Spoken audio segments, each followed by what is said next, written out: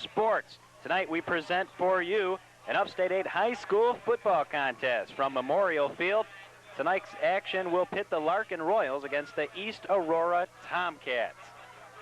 I'm John Mercure along with Paul Lepick. Thank you very much for joining us. And Paul, we should have a good ball game on hand here at a very packed homecoming game for the Larkin Royals. Yeah, and we stress that word packed. On this side, there doesn't seem to be a seat open. On the far side from East Aurora, a very, very little crowd. I think that's reflective of the record. East Aurora comes in with a record of one win and 3 losses. That win coming last week against Stagg High School. But other than that, they had a real tough road coming to this particular ball game. They opened up against St. Charles. They got blown out 28-3. Opened up against Waubonsee Valley, 38-8 was the blowout there, and then Streamwood beat them 30-8. So East Aurora's had a tough time. It could be a good game, I agree with you, John, for the Larkin Royals. Larkin Royals having the sophomore quarterback Damon McDaniel. It could be a good game for Damon in the sense that he can have a lot more comfort in the pocket, a lot more time to throw, because the defensive line of East Aurora are real suspect right now. So it could be a big game for Larkin, kind of a boost in the schedule, and win their homecoming game. Let's hope that happens. And it's a very festive crowd, as we've already said. Many students here in the student section, lots of signs, lots of pom-poms, some confetti, that type of thing that you usually see on homecoming. Of course, the homecoming dance will be taking place tomorrow following this ball game. And we're just about set to get underway here. When you looked at this game at the beginning of the year, you thought Larkin would have probably had a walkthrough.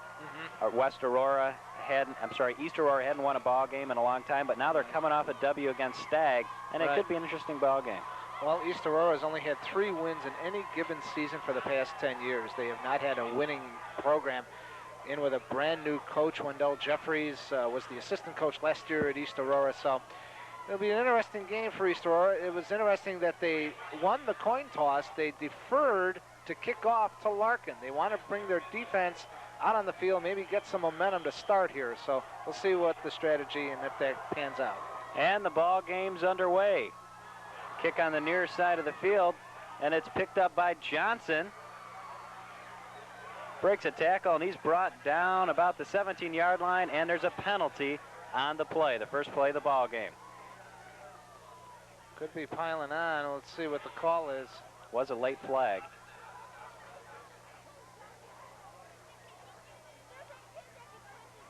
At any rate, the Larkin offense will trot onto the field unless they end up re-kicking this.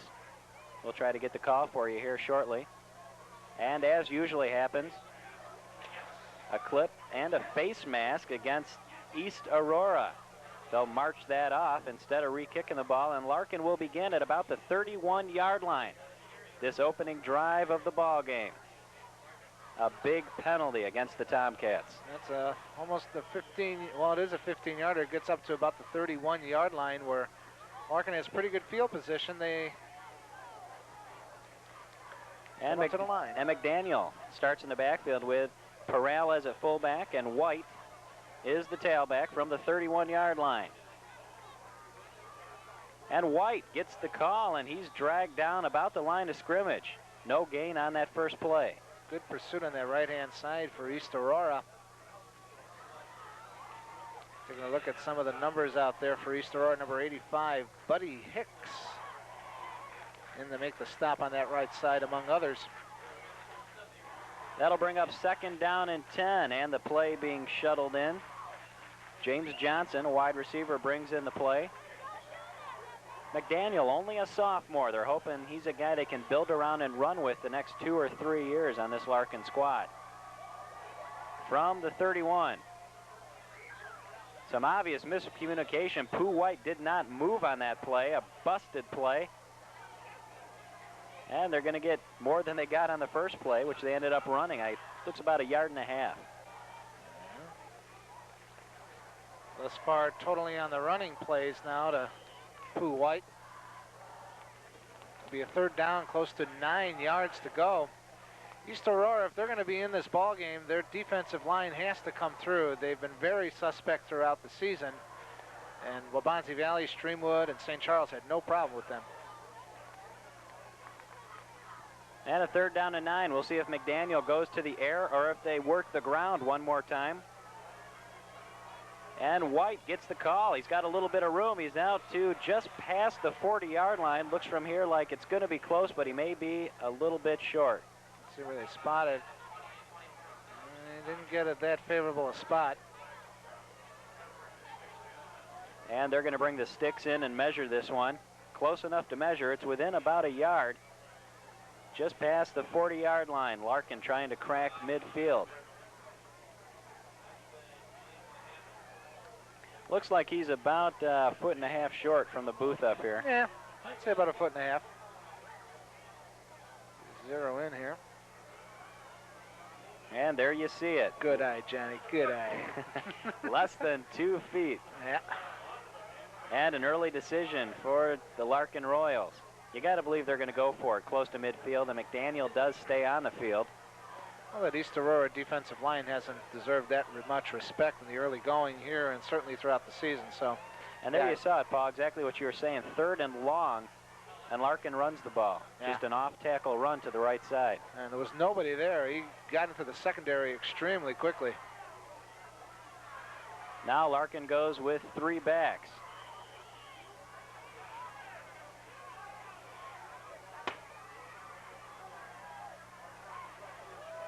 And it's another handoff. White out near midfield. He gets the first down easily and much more. Just shy of the 50-yard line. Pooh White, thus far the workhorse on this drive for the Larkin Royals. 4 carries, 18 yards. First down from the 49-yard line. This drive started at their own 31. Pandiyangi comes out of the game. Larkin keeps 3 backs in the backfield.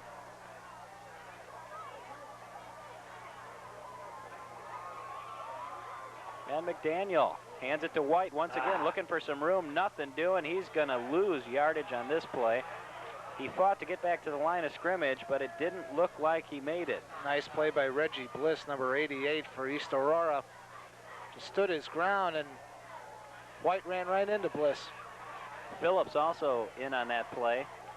East Aurora starts with 3 linebackers, Phillips, Keenan, and Jennings. Keenan also the starting fullback on this squad. And it looks like about a half a yard was lost on that play. Larkin comes back to the line of scrimmage. Salinas at the bottom of your screen. And it's play action. He's going to throw the ball, and he overthrows Pandiyangi, running a route down the middle of the field. They can't hook up. The pass is incomplete. Well, he had a step on number 20, Omar Magana, the defensive back on that side. And that help from the weak side didn't get over there in time.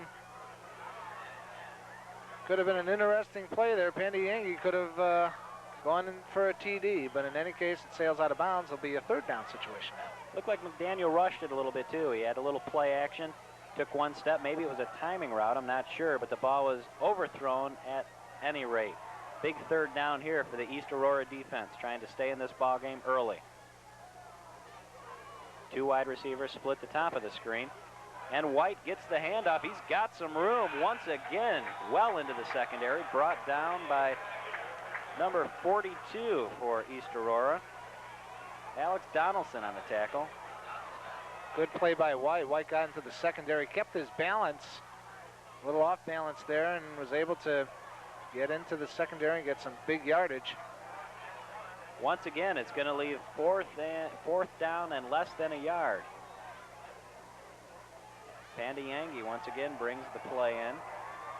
Now in our pregame, we don't want to paint Larkin as being the most terrific team in the conference here, because Larkin, I think, for them to win, have to cut down on their fumbles too. There's a timeout on the field.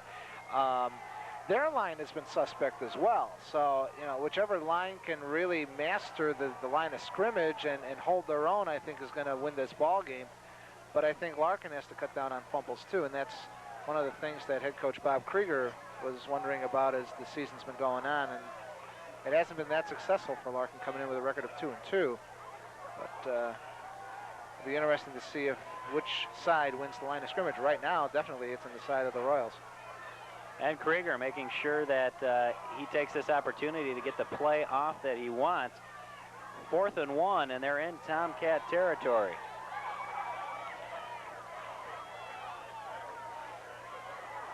We'll see what they do here. Good money, safe money would be betting on a Pooh White run, probably over right tackle or left tackle. We'll see what happens as we approach the 8-minute mark here in the first quarter in this Upstate 8 conference battle. He's only had 6 out of 7 plays from the line of scrimmage. I couldn't imagine why you'd be thinking of it. And there you had a look at some of the activity in the bleachers. A little toilet paper action. From the 42-yard line, 4th and 1.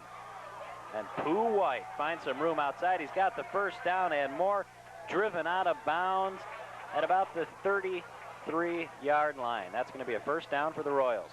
A gain of 9 again. He's getting about 9 yards per carry that he gets any decent yardage on it. Pooh White, definitely the guy they look to, and when they go to the air, they like to go to Larkin, who's questionable for this ball game. We'll see if he does indeed get any action. Hurt his ankle a couple ball games ago. First down and 10. Larkin on a ball-controlled drive, consuming the better half of this first quarter thus far. And it's play action. McDaniel looking for some room. He's throwing downfield. And the pass is thrown out of bounds. That ball intended for number 40, Michael Stolte. Couldn't bring it in. Stolte had good coverage on this near side. Number 23, Dion Sams, with him stride for stride. Stolte didn't have much room on the sideline here and it went incomplete. Stolte, a starting linebacker on the defensive unit, sees spot duty on the offense, splits time with Treadup and Salinas in the wide receiver slot. That'll bring up a second down and 10. Once again, it's White and Perales, who's yet to carry in the backfield.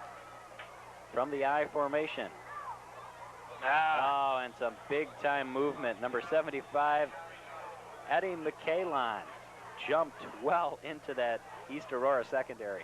And that's one thing that Larkin's going to have to cut down tonight is mistakes. Fumbles are mistakes, and penalties like that, totally unwarranted. You have number 75 jumping off sides. You know you're offside when you're on the offensive line, and you jump and nobody else moves, and next thing you know, you're hitting a safety in the backfield. They'll back it up. Second down and 10 as the clock continues to tick.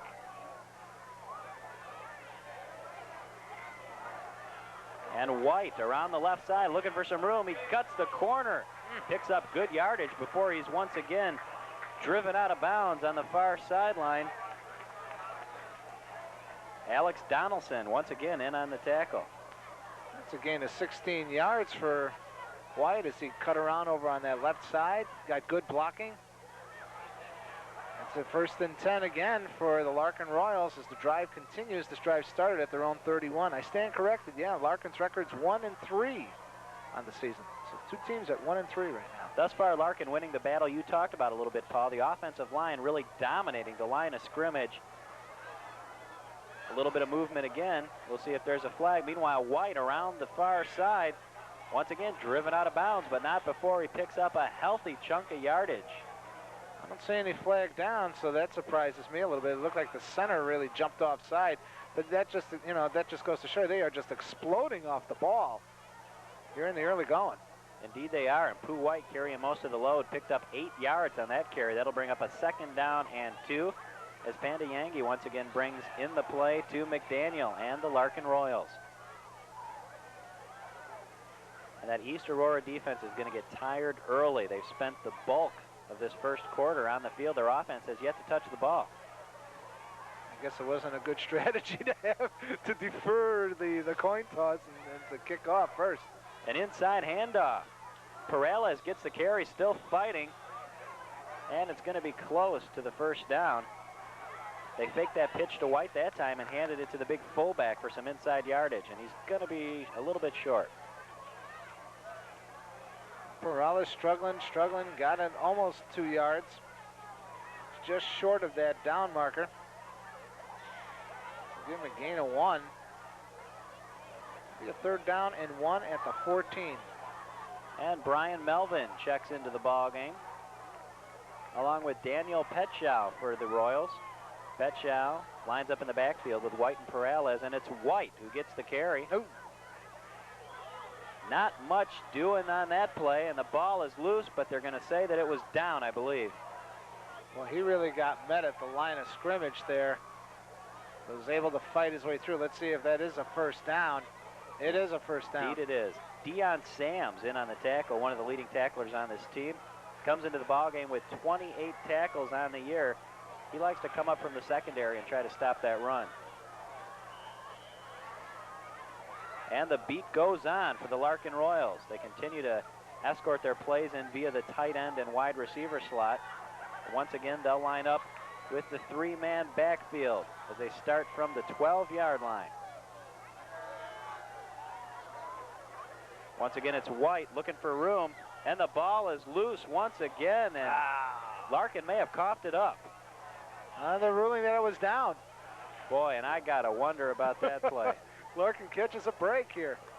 Boy, it looked like he was still in the air, still possibly on his feet, and the ball came loose, but Larkin will keep possession of the football and get a gain of about 2 yards on that play. Boy, we don't have the best view in the world, but that ball looked like it was definitely loose. Right.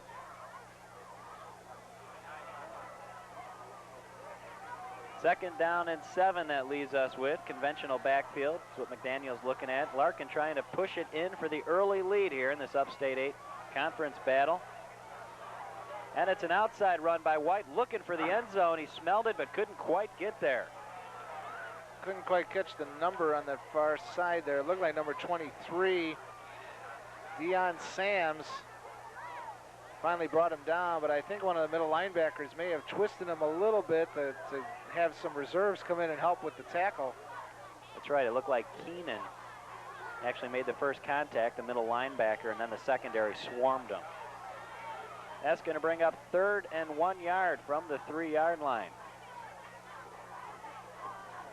And Pooh White, will he be equal to the task as we go under 5 minutes left here in the first quarter?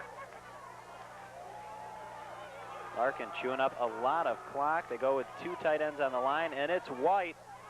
And he's in for the touchdown. Over the left side, Pooh White scores the touchdown for the Larkin Royals. They jump on top early, 6-zip, as White plunges in from 2 yards out here at Memorial Field. The Larkin Royals on homecoming jump on top early, 6-0, and chew up more than 7 minutes of the clock on the opening drive. And they started at their own 31-yard line, that culminating with a touchdown by Quilshon White. 3-yard run makes it 6-0 Larkin. Let's see with the extra point. And Matt Gimpert is on to try to add the extra point. Snap is high. And he misses it wide left. Larkin will have to settle for a 6-zip lead. And there you see White holding that right hand. He may have been shaken up on the play. Unofficially 74 yards rushing for White in that one. White looks like he's in some pain. He's definitely favoring that right hand. 12 carries, 74 yards in that opening drive. 1 drive, 74 yards. He is definitely the man. This could be a very long night for the East Aurora Tomcats, and I'll tell you, if they keep this ball on the ground all night, we could be out of here in a hurry. This game will fly. Well, really, there's really no reason. I mean, the defensive line didn't really stop Pooh White, so why even try to put the ball in the air if, you know, if the East Aurora Tomcats can't stop the run? Play safe. Don't turn it over. And Pooh White's the guy that'll kick it off for the Larkin Royals. Boy, this guy really does everything. And back for East Aurora, they have a couple guys drifting back there to receive the kickoff. Magana and Tobin Ruff, their primary weapon. As Pooh White gets set to kick it off, Larkin on top, 6-zip, under 5 minutes left in this first quarter. And it's a squibber on the ground. Pick it up by Magana. He's at the 25, looking for some room. And a big-time hit at the 28-yard line. No doubt about it. Number 46, it looks like Brian Melvin was in on it. Also number 65, Jonah Besh was out there too. Melvin with the big-time pop. East Aurora will begin their first drive of the ball game from their own 30-yard line. They'll need to march 70 yards to tie this thing up. They will start with Blattner at quarterback, with Keenan and Ruff in the backfield. We'll see if Larkin's defense is up to the task this evening.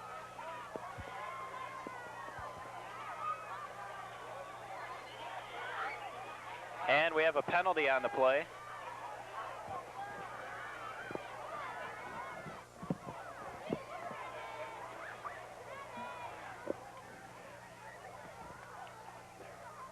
And there's a penalty on the play.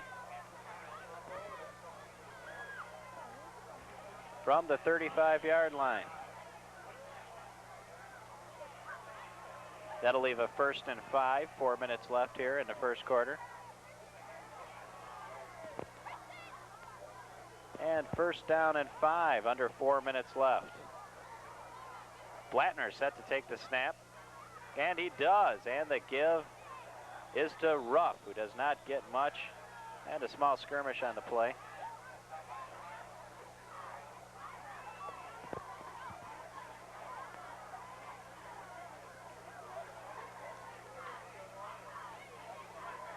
That's going to leave 2nd down and 5. 2nd down and 5 for the Tomcats. It's called 2nd down and 2, I beg your pardon. Blattner set to take the snap. From the 37-yard line. And somebody penetrated for a quick hit.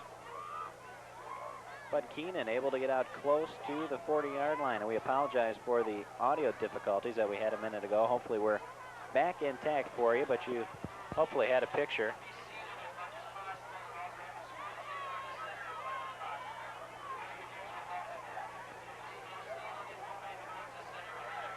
.250 left in this ball game. 3rd and 1 for the Tomcats.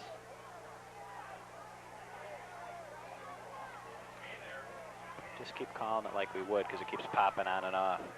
Yeah. I mean, the best you can. Oh, under pressure. He gets the ball off to Keenan, who has the 1st down, 3rd and short, and the Tomcats throw deep. Right near midfield, he gets that ball off under some pretty intense pressure. 1st down and 10 at the 49-yard line.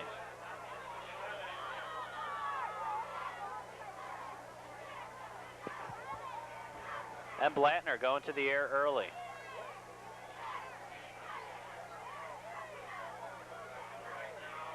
And he comes to the line with Keenan and Deion Sams in the backfield. Looks like that's going to go against East Aurora.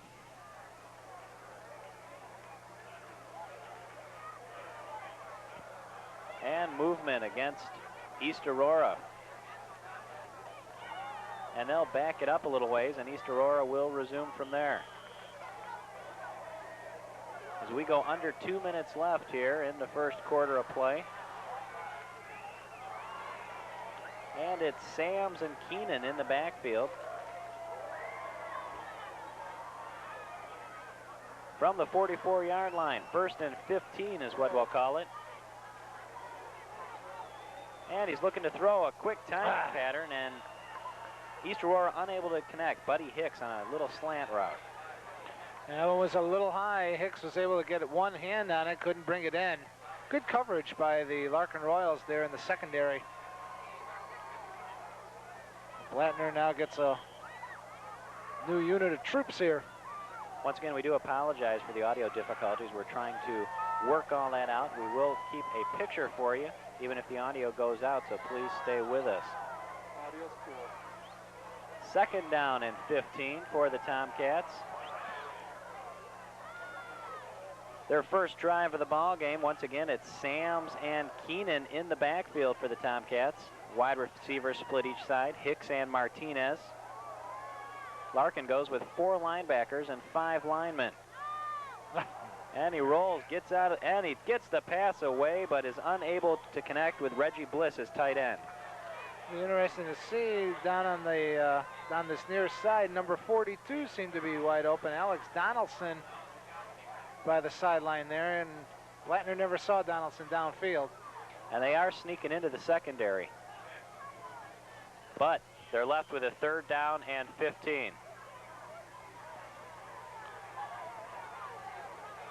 John, I think it's going to be pass.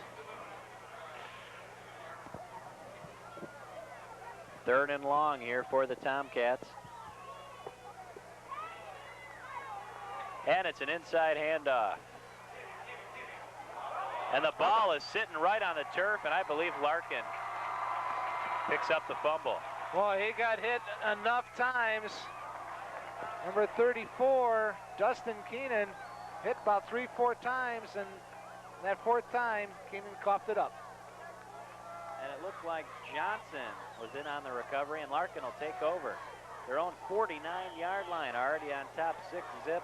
East Aurora had a little success early in that drive, Paul, but then they got the big penalty. They were forced into a passing situation, and Larkin forced the turnover on a draw play. White and Perales in the backfield behind McDaniel. And they're going to the air. He's looking downfield. He's got a man. Oh. And Salinas unable to pull that one in, overthrown a tad, but that was a pretty looking pass. Boy, I tell you, McDaniel, a sophomore quarterback, that was a perfect spiral. Absolutely perfect spiral. That was a pretty pass, but it goes for the incompletion nonetheless. 2nd down and 10. But we liked it, Damon. You know, and Pooh White has dominated this first quarter, but Larkin looking pretty good. They've gone to the air 3 or 4 times unsuccessfully, but they're trying to mix it up.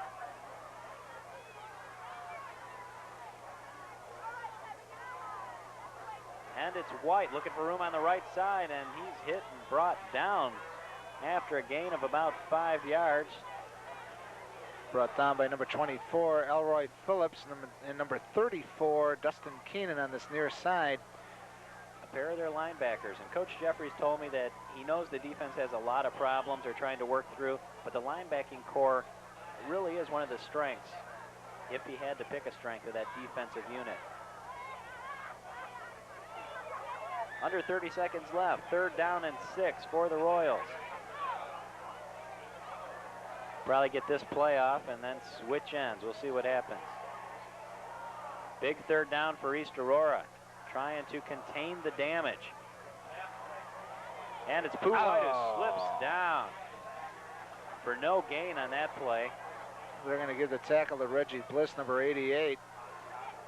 And that brings us to the close of the first quarter. The Larkin Royals on homecoming here at Memorial Field in Elgin on top 6-zip, and we'll be back with second quarter action after this short break on Jones Intercable Sports.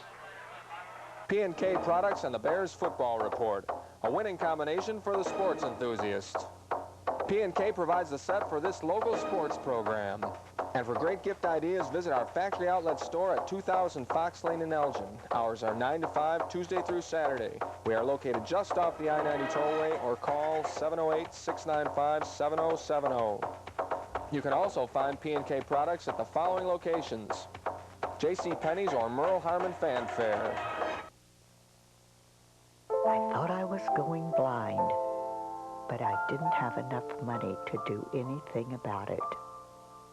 The National Eye Care Project offers medical eye care to those in need. If you are 65 or older and do not have an ophthalmologist, please call 1-800-222-EYES. Sight is so precious. If you need help, call 1-800-222-EYES. And we're back with second quarter action. The Larkin Royals drifting into punt formation, and there was a penalty on the play. Against East Aurora again. So now it'll be 4th down and a yard. It could change the strategy here. Indeed it does. Larkin decides that they'll go for it on 4th and 1. Once again, 3 men in that Larkin backfield. Petchow joins White and Perales.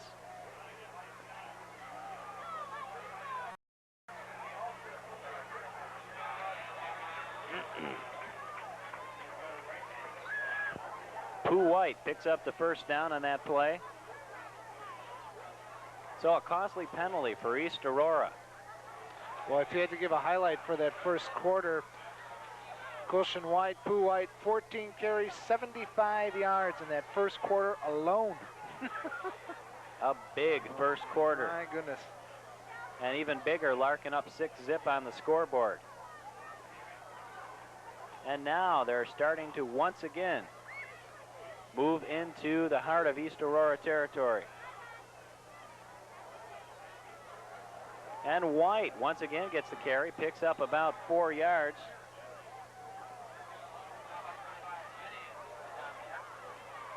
White's finding good running room on that right side.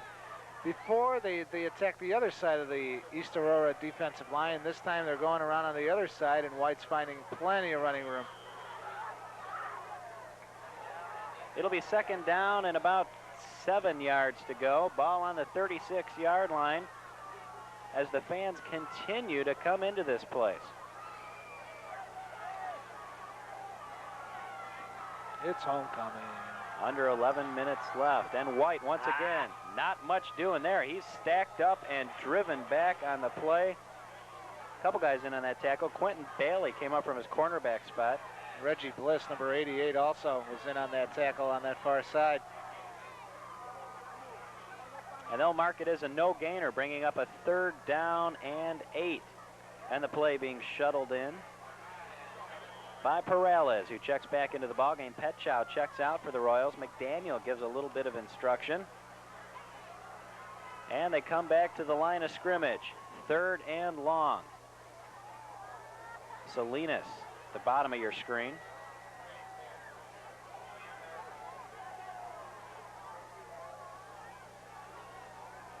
And McDaniel looking to throw. He's going downfield for Salinas. And there could have been pass interference, and there's the flag. And a guy from the other side of the field throws the flag. The official right in front of the play didn't throw a flag. And number 23, Arturo Salinas, was held on this side. Oh! And they call that one against Larkin. Well, Salinas had his arms in front of him.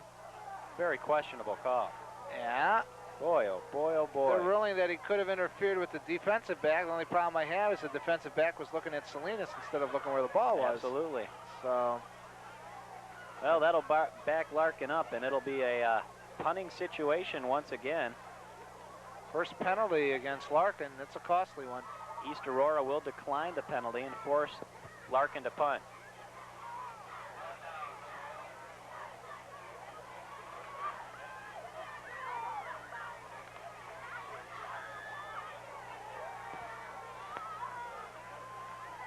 So they started where they ended, at their own 49. This is where they're going to end it, around their own 49-yard line with a punt.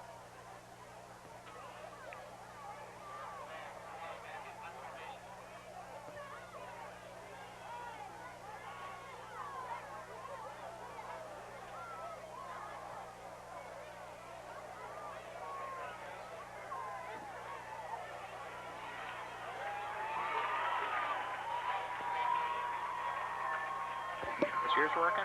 Huh? Is yours working? No.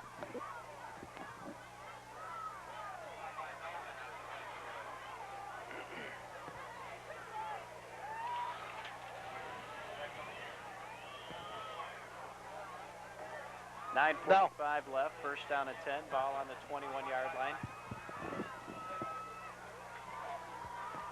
And the Tomcats will begin at the 21-yard line. First down and 10. Single back formation this time. And they set the man in motion as they begin from the 21-yard line. And the pitch is outside to Ruff. Ruff looks for some room and driven out of bounds. Well, they got about 6 yards on that one. And a healthy gain on first down for the Tomcats. That'll leave second down and about 3.5 yards. I'm sorry, he gained 3.5 yards. Gained 3.5 yards. All right. So we go under 9 minutes left. Larkin clinging to a 6-zip lead. That coming courtesy of the first drive of the ball game.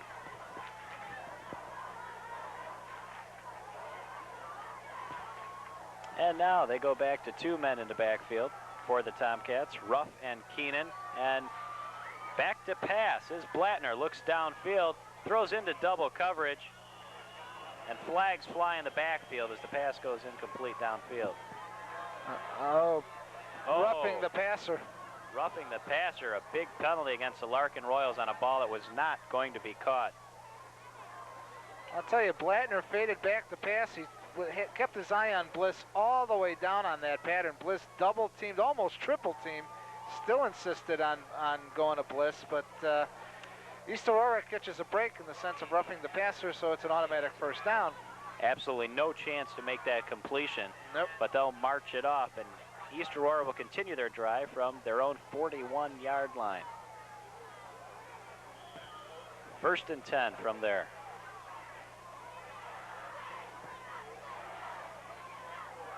Keenan and Sams in the backfield for the Tomcats.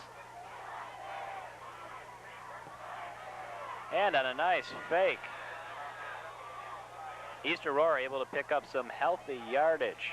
Boy, a couple of those Larkin Royals really bit on that fake over on the left side and just ran right by the runner. A little counter play. Picks up about close to 7 yards.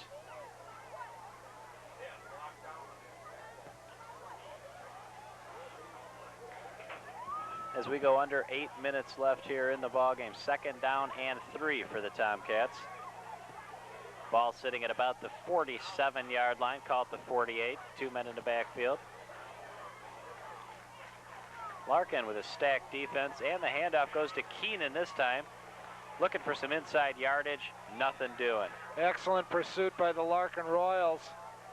The defensive line, including number 69, Jeremy Heffling, 5'11", 200-pounder. And the two guys that start in this backfield for the Tomcats really have struggled thus far, but they've played against some of the toughest defenses in the league. Ruff averaging 1.3 yards a carry, Keenan at 2.2, and maybe that's why Sams is seeing some more back action in the backfield this week.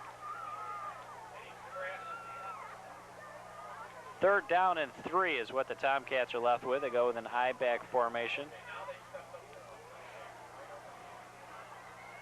And it's Sams who gets the call. And he finds the first down into the secondary and brought down just short of the 40-yard line. A nice run. Looks like a gain of about 12 yards for Sams. He's starting to rack up some yardage too. Deion Sams on the carry. In the game against Streamwood last week, Sams only had 4 carries for 9 yards. He's already got unofficially over 20 yards here, close to 21 yards on 3 carries. Sams came into this ballgame averaging 6 yards a carry, but he's only carried the ball 14 times. 1st and 10 from the 41-yard line.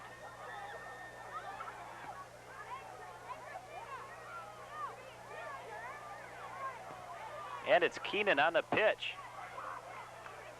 And he's hit initially.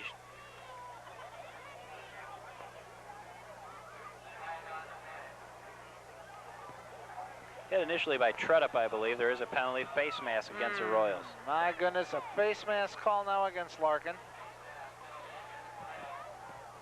So now we're looking at another big gain. Good carry with an automatic first down. And Larkin not helping themselves during this drive. Well, we gave them 2 first downs due to penalties. One a roughing the passer penalty, and the other one here a face mask penalty. I'll spot the ball at about the 24-yard line. Another big one. 1st down and 10 from the 24. East Aurora marching down the field. Not doing a whole lot offensively, but a couple big penalties have picked up about 30 yards in this drive. Tomcats looking to get in the end zone and tie this one up. Keenan and Sams in the split backfield. Back to pass is Blattner. Looking deep, pump fakes, gets the ball away. Once again, looking to Reggie Bliss through into triple coverage. Boy, Bliss was, as you said, triple coverage. That pass going just slightly behind him, almost picked off by Larkin. Almost picked off. And Blattner, with a little bit of early tunnel vision, seems to lock in on that one receiver. Not making very wise choices. That one falling incomplete. I'll tell you, the success story for East Aurora thus far this year has been Tobin Ruff with 2 touchdowns. They have not had that much offense. They haven't put the ball in the end zone that often. And here on a counter play, not much doing on that play either. Nice play by Heffling, who got a hand on the runner. Omar Magana got the carry. He doesn't carry the ball too often and couldn't produce on that play. Actually lost about a yard. That'll bring up 3rd down and a little more than 10. Ball on the 24-yard line. East Aurora would love to punch it in here and tie this one up as we close in on the 5-minute mark left in the first half. Once again, a split backfield. Ruff and Keenan. 2 wide receivers, split either side. And it's Ruff with the carry, looking for some room, breaks a tackle. He looks to get outside, and he does. A nice run. Ruff down to about the 10-yard line. I don't think it's enough. It's going to be barely enough for the first down, and they'll move the sticks. And East Aurora marches on a nice run. Boy, he high-stepped it on this near side, broke 2 or 3 tackles, gained a 14 yards down to about the, well, they're going to mark it at the 11. It looked like he reached the 10, but 1st and 10 at the 11. They can get a first down without a touchdown here. Ruff with a nifty bit of running, and he remains in the backfield with Keenan. The Larkin defense. They go with 5 men on that defensive line now, trying to shut down East Aurora. Blattner rolling left. Oh, and he's brought down. A big hit and a beautiful piece of defense by Jeremy Tredup. Wow, Tredup came in unblocked, untouched. Just followed Blattner as he was fading over to the left side. Just cut him off at the pass, so to speak, and that was it. Blattner unable to get away from the big rush. A loss of 10 on that play. That'll bring up 2nd down and 20 for the Tomcats. That could be a big play here to try to squelch this East Aurora drive. Boy, a designed rollout, and somebody did not pick up Jeremy Tredup coming from his linebacker slot. Once again, a split backfield for East Aurora. Oh, and a lot of movement. But they let it roll on, and there they throw the flag. They have to wait until the snap of the football. Boy, was that an interesting play, and they'll bring that one back. It was almost the Canadian Football League. 2 guys in motion at the same time. Everybody moved on that play except the referee. I think they have that in arena football, too. And now East Aurora, they got this far on the drive with Larkin penalties. Now they're hurting their own cause, and they'll back this up a little bit more. Well, this drive started at East Aurora's own 21-yard line. As you said earlier, John, that 2 penalties have given East Aurora 30 yards due to Larkin mistakes. And that's where they find themselves, deep in Larkin territory. But now it seems East Aurora shooting themselves in the foot a little bit. And then Keenan and Ruff doing a little square dance in the backfield will move the Tomcats back another 5 yards. 2nd down and about 25 yards. A little less than 25 yards for the first down. We'll see what the Tomcats do here. Larkin back a little bit on defense. Blattner looking to throw, takes a deep drop. He's under pressure. Boy, he's drilled on that play, but it looks like he got the completion. The Tobin Ruff leaped in the air and was able to come down with that ball. Jeremy Hafling leveling Blattner on that play, and not a whole lot gained. all that punishment, we'll call it a gain of about 2 yards. East Aurora looking at 3rd and 21. They need to get down to about the 1-yard line to pick up the first down. Standard split backfield, Ruff and Keenan. So we go under 3 minutes left here in the first half of action on Larkin's homecoming. And Blattner. It's a timing pattern to the corner.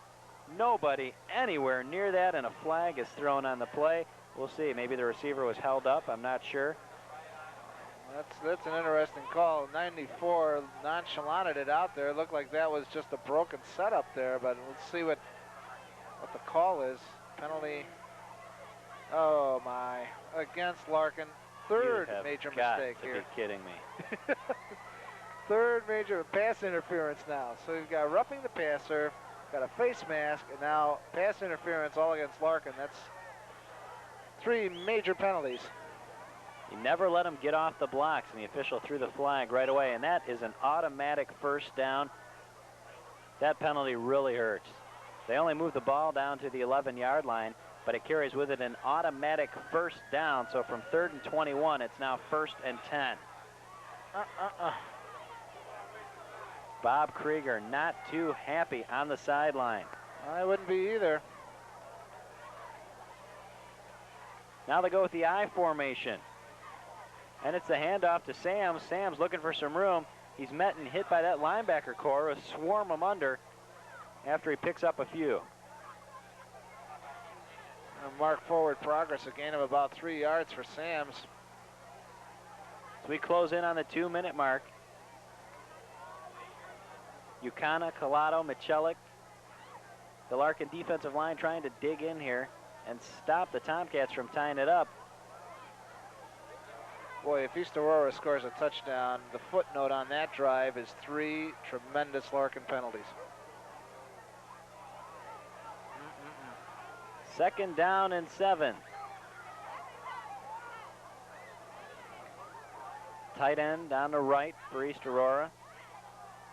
Larkin is set, and he's looking to go to the air. Blattner looking for somebody, and he throws the ball out of the back of the end zone. That pass falls incomplete. Nice coverage in that secondary by the Royals. Well, that pass really sailed. The back judge is getting it from the fans past the end zone there. Well, 3rd down and 7. 3rd down and 7, as you said, a big play once again for East Aurora. A golden opportunity to capitalize on some key Larkin mistakes at this juncture of the ball game. One heck of a stand if Larkin can withstand any points being scored here. 1:33 left. Ball lies on the 7-yard line, and it's Sams and Keenan lining up in the I for the Tomcats. We'll see what happens. Keenan goes in motion to the right side, and the pitch is out to Sams, and he's met and hit and driven down. Jeremy Tredup leads the charge, and a big loss on the play. Sams couldn't get out on this right side, and Tredup was just waiting for him. Make it a 4th down, and out comes the field goal unit. Looks like he lost 5 on that one. And East Aurora will try to get on the board here with a field goal.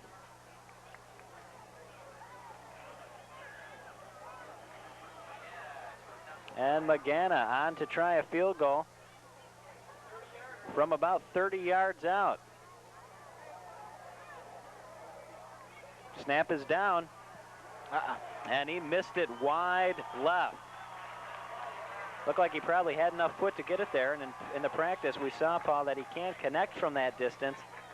But he kicked it wide left, and the score remains Larkin 6, East Aurora 0. 45 seconds left here in this first half of play, and Larkin will take over on the missed field goal. As you can see by that flag there, we have a light breeze coming in off the south, but it's an absolutely gorgeous night for football. Temperature about 70 some odd degrees, high of about 80 earlier this afternoon, so absolutely gorgeous night for football. Excellent night for homecoming. And a big crowd on hand, as we've told you previously. A lot of royal blue in the stands. Larkin takes over on their 20-yard line, 45 seconds left in this second quarter of football. Perales and White in the backfield. I take that back. Johnson gets the carry. Johnson with a nice run. Johnson takes it out to about the 33-yard line. And they call a timeout with 38 seconds left.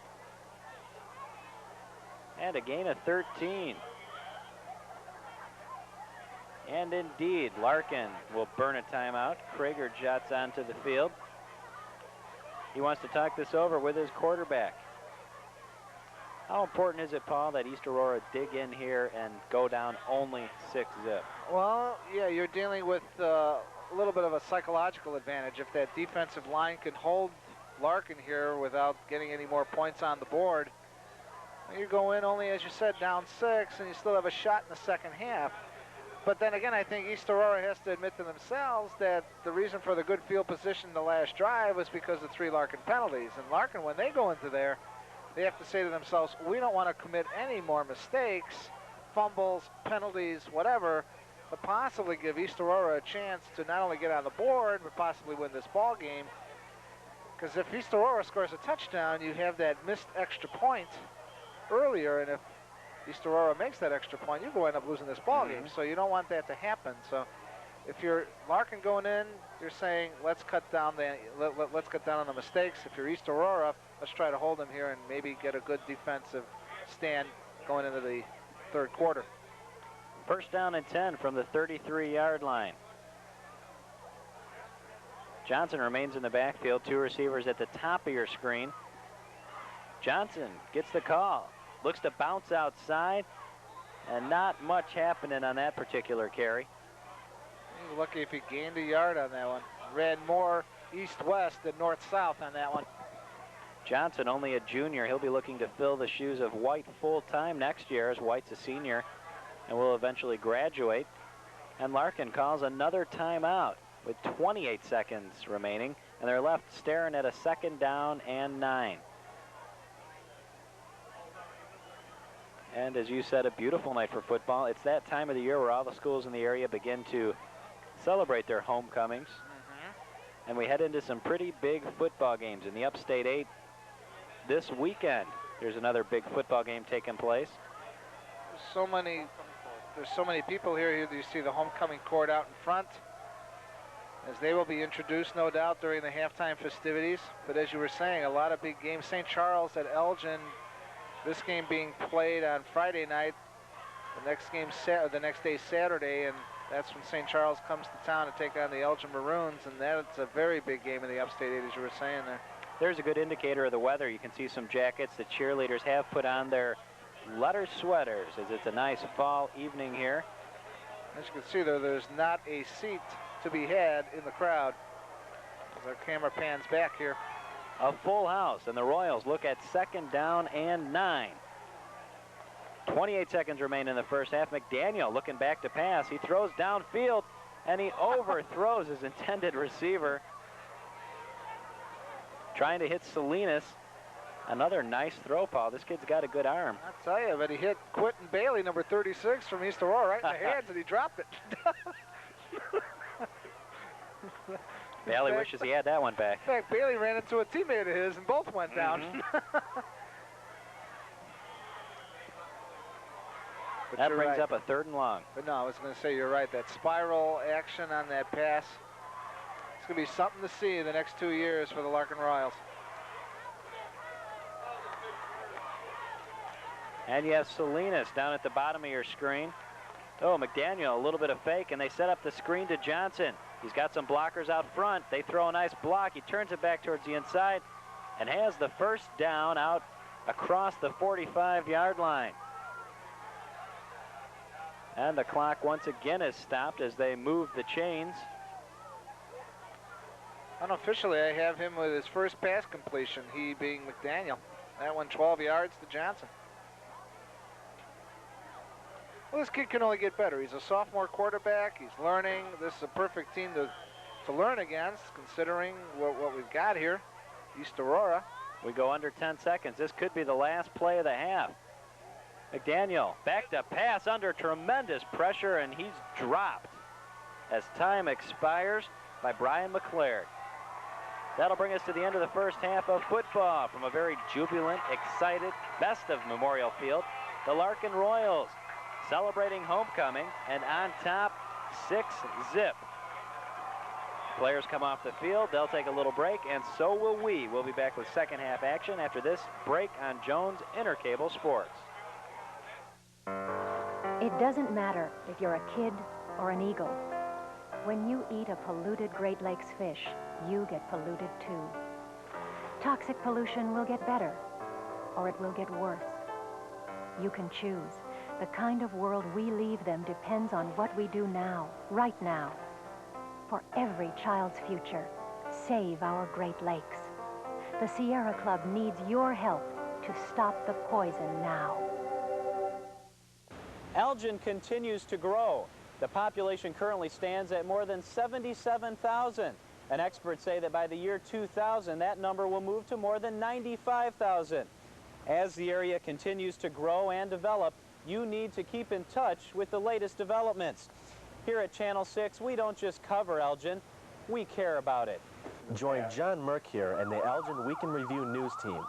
Fridays at 6 and 9 p.m., Saturdays at 9:30 a.m. It means if you drive sober, you'll survive and you'll save other people's lives. Like, people who just came from a party, you know, like, give the keys to somebody else when they're drunk. Because when they're drunk, they can't see that good.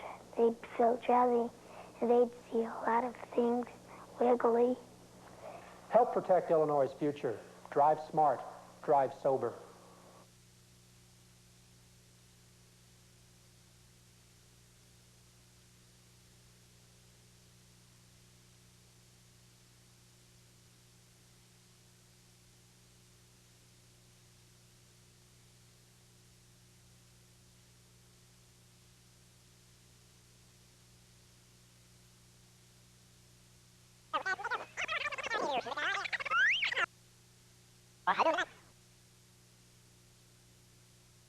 Not in the mood to howl, are you, Paul? There you go, and I can assure you the East Aurora Tomcats don't feel a whole lot better. We're getting back ready for second half action. Larkin leading this ball game 6-zip at the half, and not a lot of offense that first half, Paul. No, outside of number 12, Quilshon White, nicknamed Pooh. Pooh, yeah, 12 carries, 74 yards on the first possession for Larkin, which resulted in a touchdown at the 4:43 mark. The extra point was no good, and Larkin holds that 6-0 lead. But at the half, unofficially, I have White with 17 carries with 85 yards. We noticed at halftime that White came out for the homecoming festivities down on the field, and he had an ice pack on that hand, so we might not see too much of Pooh White in the second half. We'll see what happens, but it's a shame because that first half was a delight to watch him run, especially that opening drive. Sure, and you know, I think we said during the halftime break that he could very easily have gotten probably close to 200 yards, because when White handled the ball, there was absolutely nobody stopping him until he got way into the secondary. So it'll be interesting to see how the second half results. I would imagine Larkin would try to keep the ball on the ground. They've had the most success. Damon McDaniel, the sophomore quarterback, thus far 1 out of 5. That's unofficially. But that pass was to Myron Johnson, number 29. That came out of the backfield. He has absolutely no completions to the traditional wide receivers. So if I was Larkin, I'd keep the ball on the ground, not take any chances, and come out of here with a victory. And Larkin will kick off to begin the second half. Back deep for the Tomcats will be Tobin Ruff. He's set to receive the opening kickoff. We're just about set to begin second half action here at Memorial Field, and a beautiful halftime it was. We wish we could have brought you some of that. The temperature dropping a little bit, and we're underway. Another kind of squib kick popped up into the air and fielded about the 30-yard line up the middle, and knocked down at the 45-yard line is Jason Thurman, the backup running back, guy who fielded the kick for the Tomcats, and that is where they will begin. Pretty good field position. Excellent field position for the East Aurora Tomcats. Let's hope that Larkin doesn't have miscues as they did in the first half on that one drive, which resulted in 45 yards in penalty yardage for East Aurora. So let's see what happens as they come up to the line of scrimmage. And Blattner starts the second half with Ruff and Keenan in the backfield. They slide into an I formation now.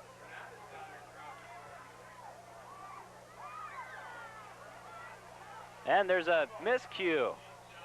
Keenan, it looks like, fell on the ball, but not a clean exchange between the center, Armando Najera, and Blattner on that first snap. You're looking at East Aurora's possessions in the first half. They started at their own 28-yard line on their first possession of the ballgame. It resulted in a fumble. In their second possession, they started at their own 21-yard line, and they marched down that field in that long drive, but they missed the field goal. So 2 miscues on their first 2 possessions, and they almost miscued there, but luckily for Keenan, he was able to fall on the ball. This is their 3rd possession of the ball game. And on the botched play, that'll leave East Aurora with a 2nd down and 12, the ball lying at about the 42-yard line. A minute gone by here at the beginning of the second half of football. And the penalty flags fly once again. The Larkin players pointing the direction of East Aurora. And indeed, it's a delay of game call against the Tomcats. They'll back it up and start over again. In high school football, that's always a tough one, Paul, because you don't have the running clock on the field that the quarterback can look at like you do in the professional and college level. Exactly right. Now looking at East Aurora statistics, Dion Sams, probably their best runner right now from the running back position. Also Tobin Ruff at 18 yards on 2 carries. That was unofficial, though. But Blattner's not doing anything from a passing situation, and running, he lost 10 on that sweep where Tredup got him in the first half. So it's pretty much Larkin's ball game right now. 5-man defensive front, and Blattner with a deep, deep drop, looking to pass, and he is drilled and driven down. Number 59, Jeremy Hafling, coming to get him. And Blattner takes such an unconventional drop. This kid drops back about 10 yards every time he looks to throw the ball. 3rd down and huge yardage. That's more than 16 yards, I'll tell you that much. That's going to leave a 26. You got it, about 26 yards. They had 16 on the scoreboard. 3rd down and 26, East Aurora in a hole early. Thus far, Blattner 2 rushes, minus 20 yards. Not too good an average. No. And they go with a sweep. Ruff looking for some room, dangles the ball out. Oh. He finds a little bit of daylight, squirts up the sideline. A big run, but he's going to be short of the first down. Finally hogtied on the near side by number 23, Arturo Salinas, but yeah, he'll be about 5 yards short of that first down. Oh, less than that. He'll be about 3 yards short of the first down. Boy, Ruff gained about 23 yards back on that. And East Aurora couldn't make up their mind what they wanted to do, and there you see the punting unit trot onto the field. Coach Jeffries was thinking about it. Well, that shows you how much confidence Coach Jeffries has in the offensive unit. Tobin Ruff has been the scoring drive for East Aurora all year. He's got 2 touchdowns on the year, one against Wabansie Valley, a 19-yard run for a touchdown, and one against Streamwood. That was only a 3-yard touchdown run. He's been predominantly the scorer for East Aurora. And the punt is off. Johnson will field it about his 11-yard line. He's running lateral, looking to cut up field. Finds a little bit of room, and he runs out of real estate and is knocked down about the 25-yard line on a pretty decent kick from Magana. Well, number 30, Jamie Lara, a senior defensive back for East Aurora, in on the stop on the far side, but results in a punt. So thus far, East Aurora not mounting any type of offense in this ball game, and again, excellent field position for Larkin as they have their first drive in the second half. There you had a look a moment ago at Chris Ryerson, a defensive back. Those guys haven't seen a lot of action tonight. And McDaniel back to head up the offense, and White is in there, deep in the I formation. White gets the carry, tries to slide over right guard, and he's brought down pretty quickly there. That's going to leave a 2nd down and about 9. Pooh White looking to pick up where he left off in that first quarter. The first time he touched the ball in that opening drive, it seemed like magic. Looking to recapture a little of that. Now Pooh's coming out of the game. Johnson will check back in. Yeah, that opening touchdown drive, he had 12 carries, 74 yards unofficially. So he's got now 86 yards on the night. Second down and 9 from the 27. Perales goes in motion. And there's a flag as the pitch goes to Johnson, looking for some room. He's driven down about the 30. That's going to probably be a face mask right in front of the official. We'll see how they sort this one out. Gain of about 3. If it's a face mask, the face mask penalty should take precedence because it carries with it an automatic first down, but probably we'll see if they're going to rule it as offsetting penalties here. The officials try to sort it out. I believe that was illegal motion or offside, and the face mask, they wipe each other out. The two penalties, it is indicated, will nullify one another. And they'll either, will they replay the down in that circumstance? I believe so, yeah. They will. Second down and 9 is the call.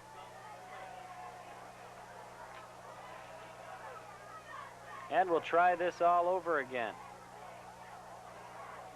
Pooh White comes back into the ball game. Let's hope that hand isn't bothering him too much. We'll get a sure indicator probably early here in the third quarter.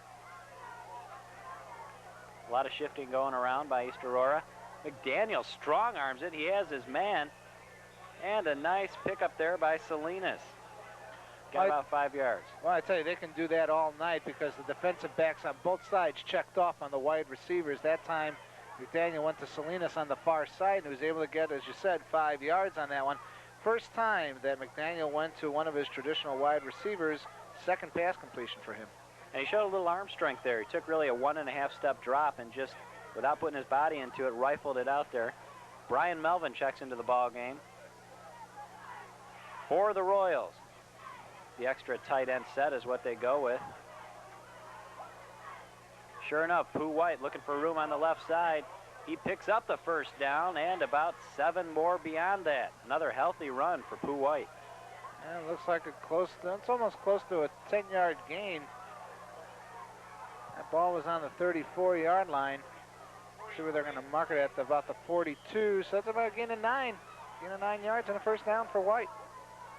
And they move the sticks. Ball lies 43-yard line. Larkin holding a 6-zip lead in this homecoming battle, a battle between two teams that are both 1-3, both getting their first victory last week and both trying to turn around a season that has begun under difficult circumstances. And fake handoff, McDaniel throws wide open. He had his tight end who couldn't bring it in. Panda Yengi hit him right in the numbers. Yeah, Panda Yengi, though, had to do a 360 in the midair because it was thrown just slightly behind him. It did hit him in the numbers, though, but he couldn't bring it in. But you're right, wide open over the middle. Wow. Second down and 10 will be the call. Pooh White once again coming out of the ball game. Wendell, where are your linebackers, Wendell? That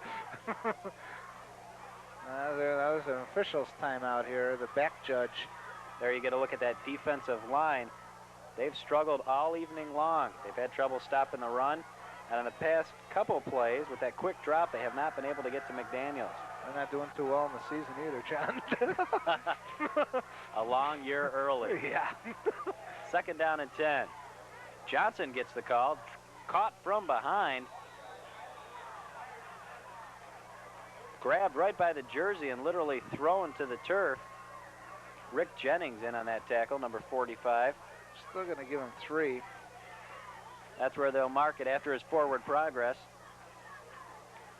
That's going to leave a third down, though, in a pretty hefty chunk, and Pooh White comes back into the ball game, gives the play to McDaniel, and they'll set up for a third down and 7.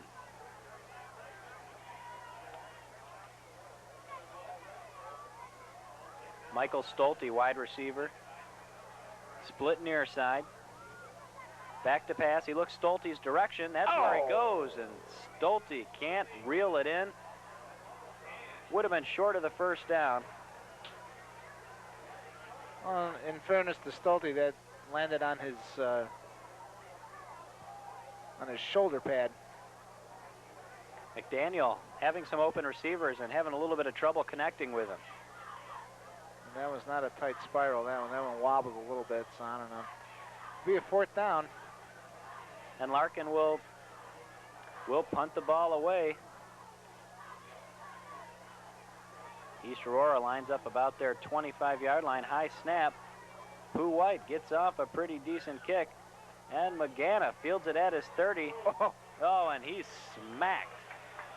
Not a whole lot of running room on that play. Boy, leading the charge there, number 55. Catch a name here, 55, John Newcomb, a linebacker, 220, 6 foot 220, and a senior. My goodness. Larkin really has had the better of this ball game, but when you look at the scoreboard, it's only 6-zip. East Aurora only a play away from getting back into this thing in a hurry. Two receivers line up either side.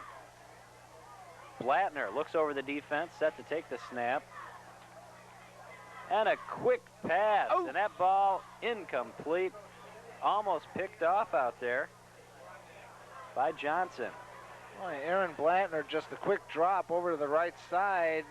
He wasn't anywhere near his wide receiver. That almost went right into the breadbasket of the defender there. Really a miserable pass. Blattner trying to get on track, get his offense running. But he has struggled. Really the only offense to this point of any consequence that East Aurora has been able to run has been given to them by Larkin in the form of penalties. Larkin goes with 4 down linemen. Oh, and some movement, and that'll draw a flag. That's probably going to be a false start against the Tomcats. See, Blattner takes so much time trying to call the cadence there, and even as he breaks away from center, he delays it a little bit. Chris Blake, number 71, jumping on that play, and indeed they will march it back. A lot of mistakes by this young East Aurora squad. And their young coach Jeffries has to be getting older as each minute passes on that far sideline. Well, when Coach Jeffries appeared at the Upstate 8 banquet, I think he knew what the type of year it was. He was just hoping that his kids could get a lot of experience throughout this season. Just happy to be here. Just happy to be here. Sam's. And a big hit. Delivered by that linebacking core. Number 55, John Newcomb out there. Just brought Sam's down after a gain of 5. Sam's looked like he had a little bit of room, and all of a sudden, whack! He was stacked up and driven into the ground. Newcomb doing well on this defensive set for Larkin. Back to about the original line of scrimmage. Will bring up a 3rd down and 10 as we go under 5 minutes left here.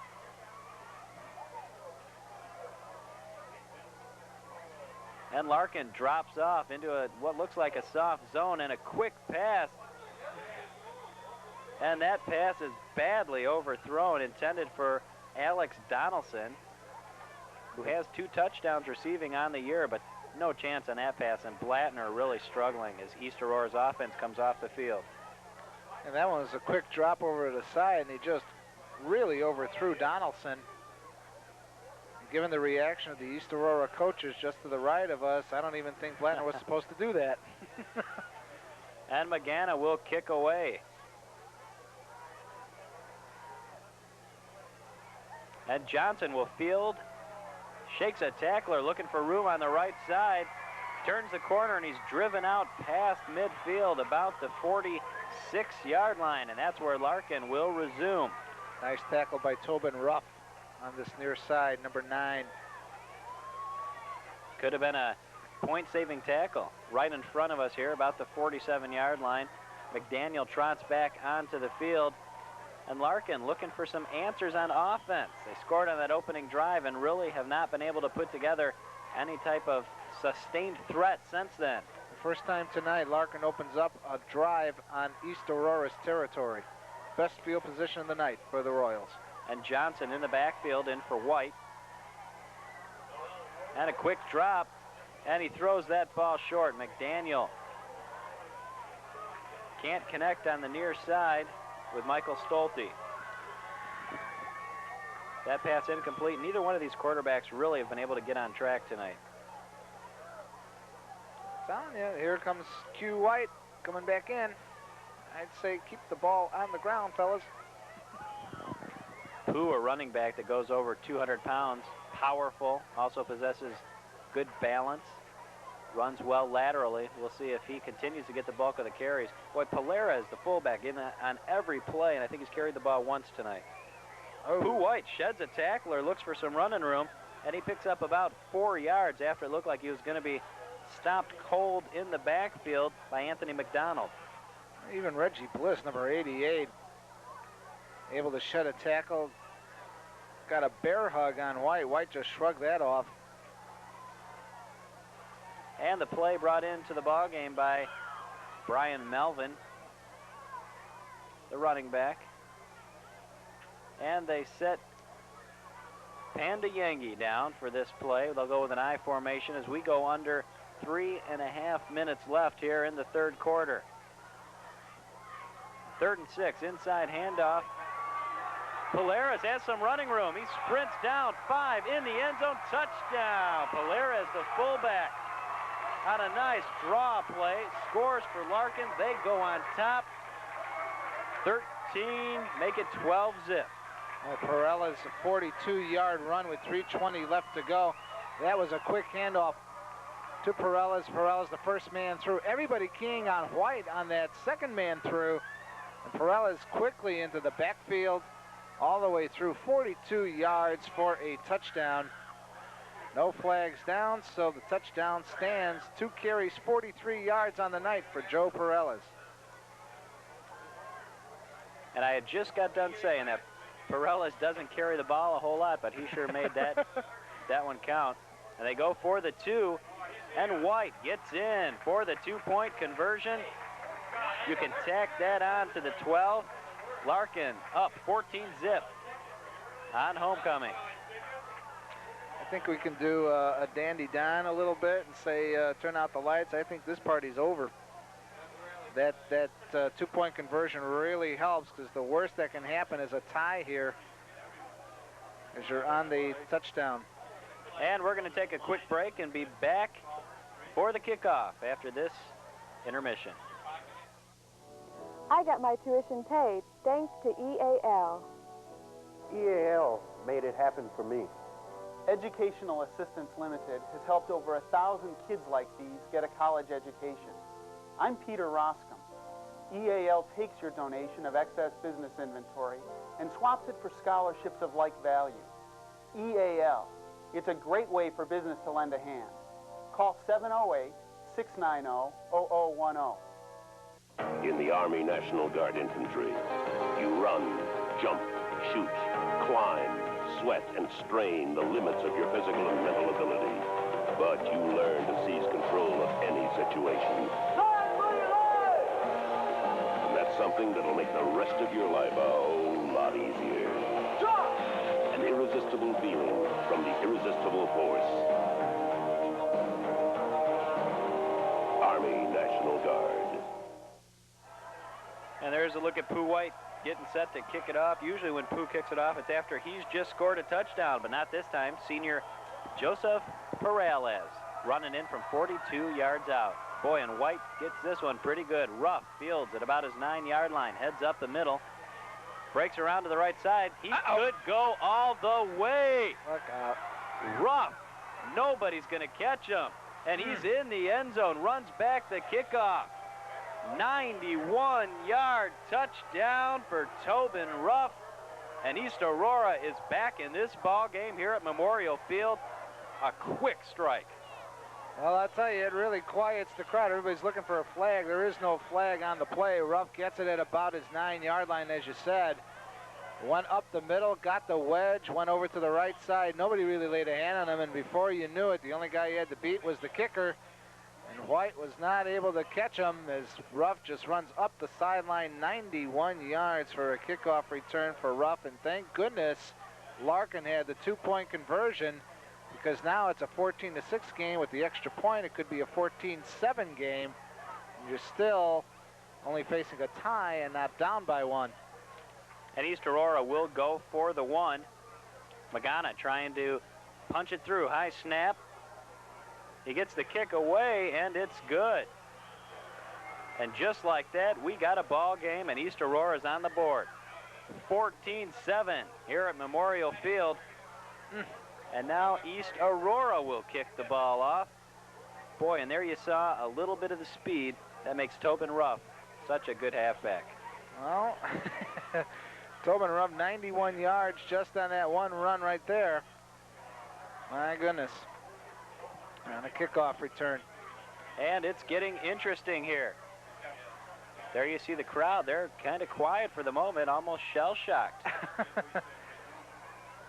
That's something that you have to watch out for. Tobin Ruff, as we said coming in here, he has been the East Aurora offense thus far this year. He's the big play guy, and he just got his big play, 91 yards, and as you said, brought them right back into this ball game.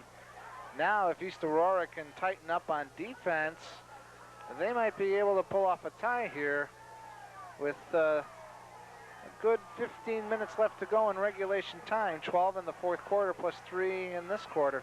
And Larkin had squibbed the 2 previous kickoffs, and they kicked that one away, and Ruff made him pay for it. You got to wonder if they'll make that mistake again.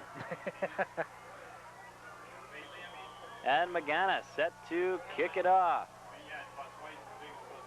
He does, and Johnson fields at his 9-yard line, looking for some room. He squirts up the middle, where he's brought down at about the 37-yard line. That's where Larkin will begin. 3 minutes exactly left here in the third quarter of an interesting Upstate 8 battle. I'm John Mercure along with Paul Lepick. Thank you for joining us on Jones Intercable Sports to bring you this game. A quick programming note, we'll also be bringing you in a few weeks that Elgin-Larkin battle. Always an interesting football game, a lot of emotion, a lot of tradition. Promises to be a good one. You can throw the records out on that ball game. That's for blood and guts. And Pooh White back into the ball game. McDaniel looking to throw the ball, and he does. And the quick throw and the quick catch out to number 23. That's Salinas.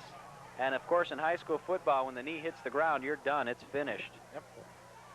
Gain of about 5. I have unofficially Damon McDaniel three passes on 10 attempts for 22 yards. Most of the Larkin offense on the ground tonight. And that'll bring us to a second down. East Aurora at a critical phase on defense, trying to stop the Royals. Another passing play. Oh, and a very nice attempt out there in the flat. There's one thing I don't understand about this play calling right now. We have right now 99 yards unofficially for Quilshon White, number 12. And they haven't gone to him. And I would say you got to go with your bread and butter here. East Aurora, you don't want to get this defense fired up and ultimately have East Aurora come back in the ballgame. The only thing I can really think is that maybe his hand is bothering him, but they do keep him on the football field. Third down and 4 from the 44. And another inside handoff. This one's not fooling anybody. Gets back to the line of scrimmage, and that's about it. That's going to bring up a 4th down and about 4, maybe 3.5. I'll tell you, you look at that defensive unit coming off the field for East Aurora, and they're pretty happy with themselves coming off. It's been 3 and out, and it has really quieted the crowd here at Memorial Field. And the momentum may be swinging. And the man who's helped change things around is back to field this punt. Ruff stands at about his 25-yard line. We'll see if Pooh White kicks him the football. He does. He puts it in the air. Ruff will let it bounce, and he won't have anything to do with that. A swarm of Royals down the ball at about the 26-yard line of East Aurora, and that's where they'll resume with 1:06 left in this ball game. Well, before that, the East Aurora Tomcats, their first drive was a fumble, a missed field goal, 2 punts, and then you had this 91-yard kickoff return. So it'll be interesting to see now with the ball in a conventional field position at their own 26, what East Aurora can mount here as far as offense. And Blattner set to take the snap as we go under a minute left in the third quarter. Said the ball game inadvertently a moment ago. Oh, boy, and there's a guy who obviously did not know the snap count. Alex Donaldson, number 42. Out of the blocks a little early, we'll say. Just a teens. He was lined up in the slot on the near side, and he started to sprint down the field. I think Alex caught the hint when he overran the defensive back. The defensive back was still standing still. I think he caught the hint that something was wrong there. And they'll move it. I don't know if he misheard the quarterback or if he missed the snap count, but obviously some miscommunication on that play. They'll back it up 5 yards and try it again. That'll bring up a 1st and 15. That'll drive the coach crazy because you don't even know if he was involved in the play. That's right. They look to be set up for a running play. And it's Keenan looking for some room. He gets out wide to the right. One man to beat, and he's driven out of bounds. Boy, East Aurora beginning to move the ball quite impressively, and that will move the chains. Keenan with a gain of about, let's see where they mark it. Looks like about 19 yards, almost 20. I'll give him 20 yards on that carry. Oh, it's the same thing. They cut back up the middle and then cut back to the outside, and now they respot the ball, and it's a gain of 19, but that'll be the end of the 3rd quarter. That brings us to the end of 3. In an interesting ball game, Larkin holding a 14-7 lead over the guest Tomcats of East Aurora. We'll be back with 4th quarter action after this short break on Jones Intercable. This is William Shatner. Imagine the training and skill it takes for a dog to serve as a blind person's eyes. Guide dogs give blind people the freedom to go wherever they want. And the law permits them everywhere that's open to the public. A blind person and a guide dog are a working team for personal independence. To learn more, call the Guide Dog Foundation for the Blind toll-free 1-800-548-4337. That's 1-800-548-4337. Recycling all our Sunday papers would save over 500,000 trees a week. Recycle. It's the everyday way to save the world. And we're back. 4th quarter action. The Tomcats resume 1st and 10 from the 44-yard line. Ruff and Sam's in the backfield. I'm sorry, Keenan gets the carry. Man, that's another 1st down. It looks like, depending on the spot, they may move the chains again. Looks like they may mark him just short of the 1st down. Oh, wow, he's going to get a real bad spot on this ball. Isn't he? Wow. And they'll bring the chains in. If they would have spotted it where it should have been spotted, they wouldn't even be bringing the chains in. His knee touched on the other side of that 45-yard line, I'll tell you. They mark it a good yard shy of that. Pretty interesting. And it looks from here like it's a lot closer than it really should have been. I know. East Aurora trying to get it into the end zone and then kick the PAT that would tie it up. And he does have it. There is justice in the world. There they'll clean the ball off a little bit. Don't want it to get slippery and anybody to get hurt. Unofficially, I have Keenan 5 carries, 35 yards. Keenan with some pretty effective running, and now Ruff checks back into the ball game.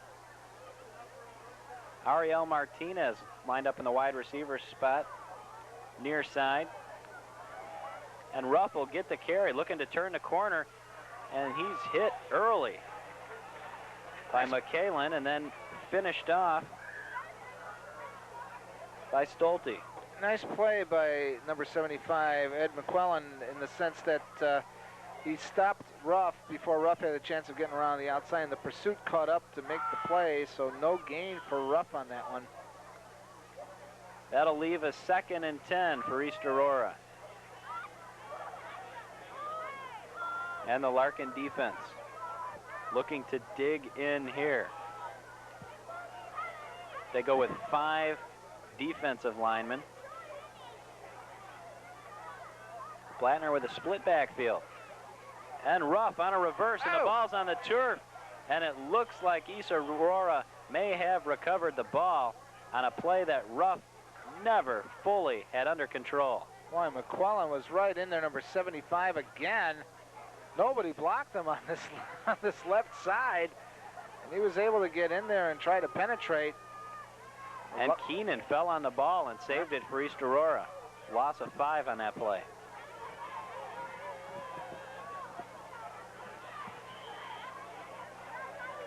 Backs it up into East Aurora territory now at the 48. And the Tomcats moving the wrong direction as the clock continues to move also. A long third down as Keenan and Ruff line up in the backfield. I don't think the wide receivers are lined up properly either. He had both guys going to the other side. And Ruff gets the carry. He accelerates, looking for some outside room. And he gets back past the original line of scrimmage, but he's going to be about 9 yards short of the first down. James Johnson, number 11, in on the stop on the far side. That brings up a 4th down, and thus far, East Aurora keeps their offense on the field, getting into that time of the ball game where you got to think about going for it. And indeed, Blattner receives the play from Magana. 4th and 9. Martinez checks out of the ball game. We'll see what Jeffries has in mind for this young East Aurora squad. A critical juncture of the ball game. Also critical for Larkin because Larkin lost the momentum a little bit, especially after that 91-yard kickoff return. Let's see if the defense can hold him here. 4th down and 9 from the 44. Fakes it to Ruff. Blattner looking to throw. Throws downfield into double coverage. Good coverage. Not a very wise pass. Not much chance that was going to get caught. Yeah, double coverage out there, and Donaldson looking over to the side here to the line judge to see if there was going to be an interference call. No interference. That ball was widely overthrown. And someone is down on the play. That may be Johnson being 29. attended to. Yeah, 29, Myron Johnson. Looks like maybe he just got the wind knocked out of him. We'll see. In any case, Larkin will take over on downs. Well, whatever it is, Myron Johnson still has a sense of humor. Both trainers laughing at something Johnson said as they help him up, and Johnson makes it off the field under his own power. In fact, he even trots off. Some guys will do anything for a little rest. I tell you. Just need a little bit of, maybe he wanted a little bit of camera time. That could be it. Well, we were more than happy to accommodate. Figured, what the heck? Get the name on the camera.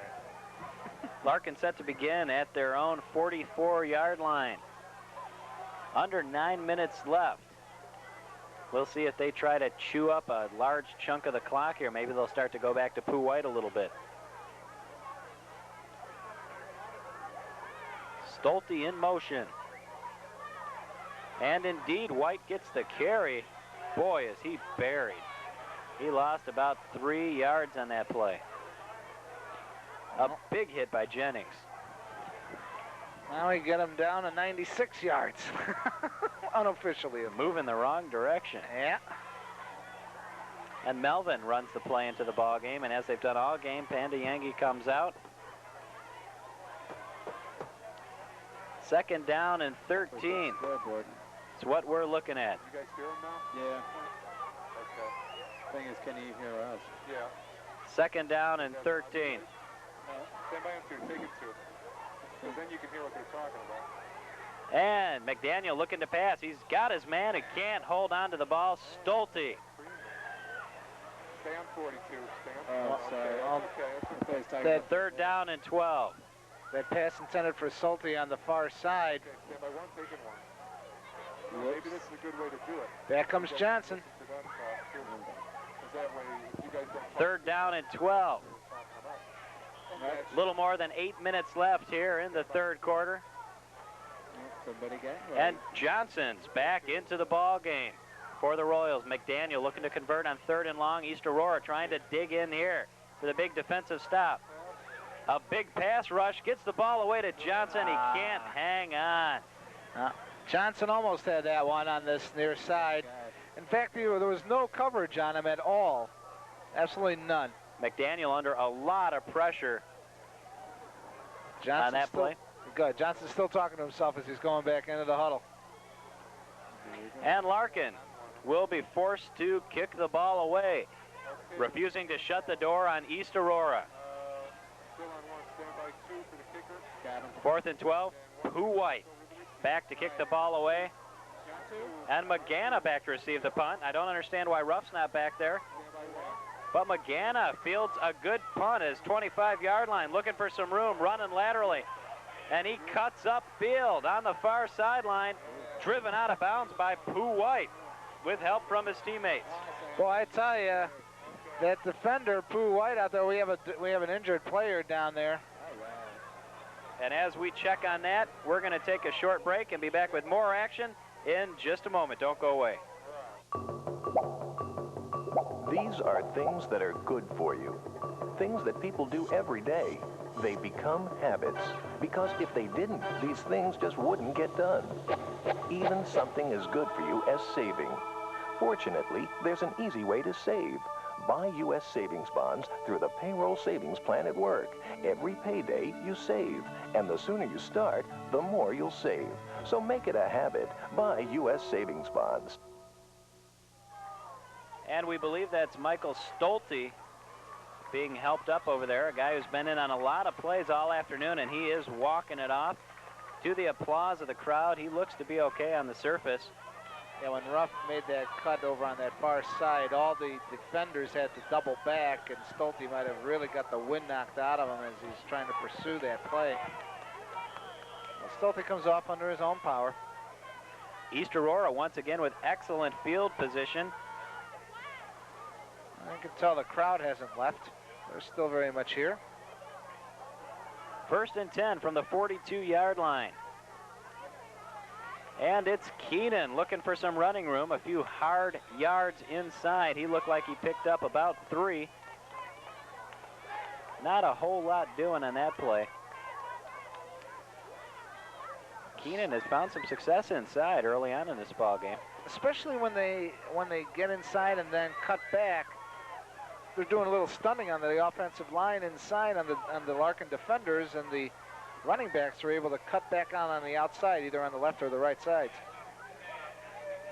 2nd down and 7 at the 46-yard line. Clock continuing to tick away. Larkin with a big front. They have about 6 guys on that defensive line. Keenan looking to get outside, cuts it back, and he's knocked down pretty early on that play. Robert Michelik made the first contact for the Larkin Royals. That'll leave a 3rd and about 5. Larkin beginning to shut down the Tomcat running game. That time Keenan went on a sweep on the left side and didn't find that much more running room on that left side. Martinez checks out of the ball game for the Tomcats. Tomcats looking at a 3rd down and 5. As Jamie Lara comes near side in the wide receiver slot. And Blattner fakes the handoff, and this is a bootleg, and he's got a lot of room. One man to beat, and a great tackle. What a big open field tackle by Johnson. Lawrence Johnson wasn't going to buy the fake by Reggie Bliss, number 88, just stayed at home. Made that great open field tackle on Blattner. That was huge. He was the only guy between Blattner and the end zone. Comes up with the big stick. That's going to leave him with 4th and a little less than a yard. All that running and only gained 4 yards. He's one of those guys, kind of reminds me of Brad Mustard, that is Blattner. He's running. Looks like he's moving in slow motion. Yep. 4th and 1. Got to go for it. The Tomcats forced to go for it. And they go with 2 big backs, Keenan and Sams in the ball game. Keenan gets the carry, and he scurries through, and with a good spot, he'll have the 1st down. Didn't get much more than he needed. Oh my God, this is very close. They're going to have to measure. Once again, the spot looks to be not too generous. No, I think, though, that it's not too generous, but I think it's an accurate spot because the knee hit the ground and he crawled a little bit before they were able to down that ball. That's where the knee hits. It counts. And this will be very close. This could be the ball game for East Aurora. And they have it by about 6 inches. enough to move the chains and not much more. I figure you got to go with what got you here thus far this year if you're East Aurora, and that's number 9, Tobin Ruff. I'm anticipating he's going to get the ball a few times, although I don't see him in the lineup. Interesting. Once again, it's Sams and Keenan in a split backfield.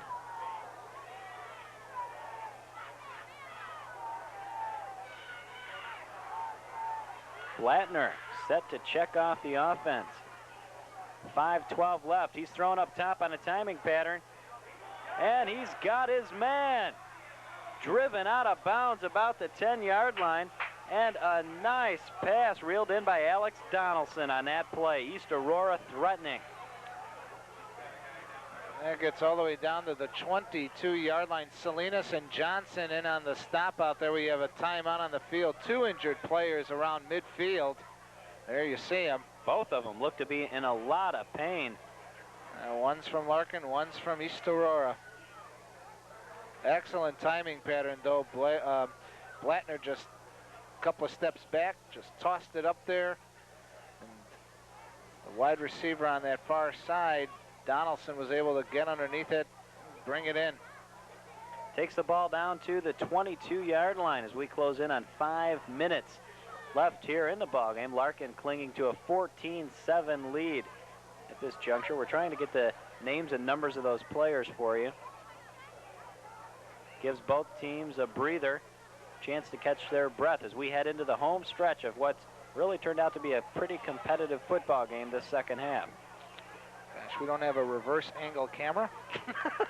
Oh, here we go. No, one guy moves on the side, but we still don't have a number. Of course, East Aurora would not put their numbers by their shoulder pads. And we should just take camera number 32 from the far stands over there. There you go. Boy, neither player has yet gotten up. Nope. We hope it's nothing serious.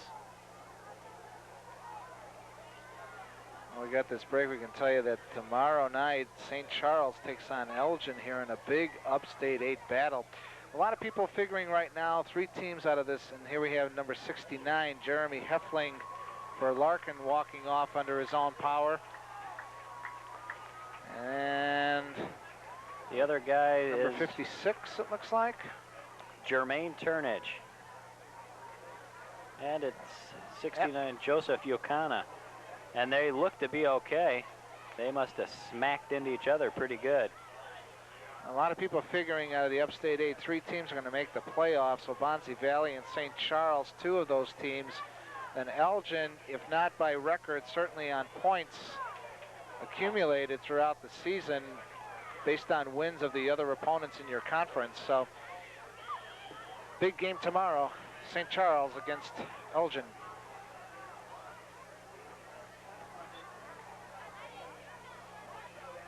Here's East Aurora on their own on the Larkin 22-yard line. And Ruff is back in the backfield. 1st and 10. And it's Ruff that gets the call around the right side. Oh, nice play. And Johnson once again with the big hit at about the 20-yard line. Again, another open field tackle by Marins Johnson, number 29. My goodness. Boy, Johnson comes to play on defense. Ruff only gained a yard on that one. That'll bring up 2nd and 9. Larkin trying to dig in here for the big stop, and now Ruff comes running off the field at the last minute. And the Tomcats go with Keenan in the backfield, and it looks like Brian Richardson. And they stack that offensive line. 1 man in the slot, and that's it. And it's Keenan with the carry. Looking for some running room and eaten up. Knocked down, not much doing there. John Utley, one of the guys in on the stop. They quickly want to get up because they don't want to call a timeout. The clock continues to run with about 4 minutes left to go here in the 4th quarter. And more important than the clock right now is that they're looking at a 3rd and 8. Ball at the 20, 14-7, Larkin out in front. Donaldson back in the game, Martinez back in the game. And in the backfield, it's Sams and Keenan. 3rd and 9 from the 20-yard line. Martinez on the near side. Big 3rd down play. And Blattner takes the snap, looks to the air, and some miscommunication. That ball falls incomplete. Martinez nowhere near that ball. In fact, I think Martinez was going to cut inside, and that pass just sailed out of bounds. A critical mistake leaves a 4th and 9. This could be the last breath of air for the East Aurora Tomcats if they don't convert here. 4th and 9 from the 20-yard line. The Royals defense regroups. It's the ball game right here. Last time that East Aurora was in this position, they did not convert on a 4th down. Let's see what they do here. And they bring Ruff back into the ball game. Keenan is in the slot. Donaldson on the near side, and now Martinez goes in motion. They fake the pitch, throw over the middle, and it's picked off by the Royals. And a brilliant catch by Salinas, number 23. Salinas back in at secondary, picked the ball off. As East Aurora looked for the little slant route, were unable to connect. Reggie Bliss, it looked like the intended target. Yep. So I would think if you're the Larkin Royals here with 3:12 left to go in regulation that you're going to keep the ball on the ground. East Aurora will undoubtedly be forced to burn their timeouts in an effort to try to get the ball back with something on the clock. We're under 3 minutes. 1st and 10, Royals from their own 16-yard line. And Pooh White gets the call, but doesn't get much yardage. He may have picked up a yard. Well, it's going to be about, yeah, looks about a yard. 2nd down and 9. And the clock continues to tick.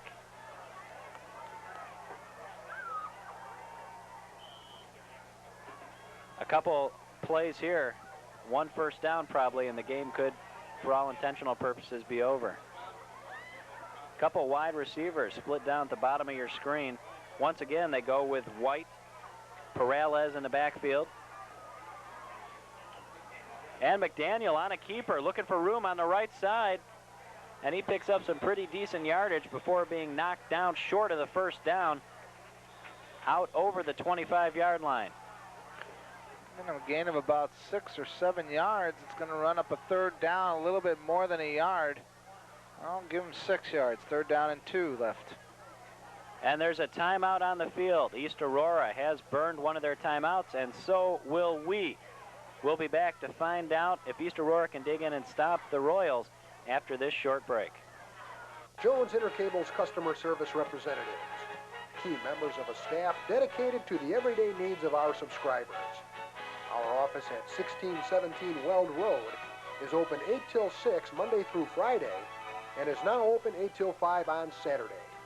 Customer service phone lines are open 24 hours a day. Call 697-9699.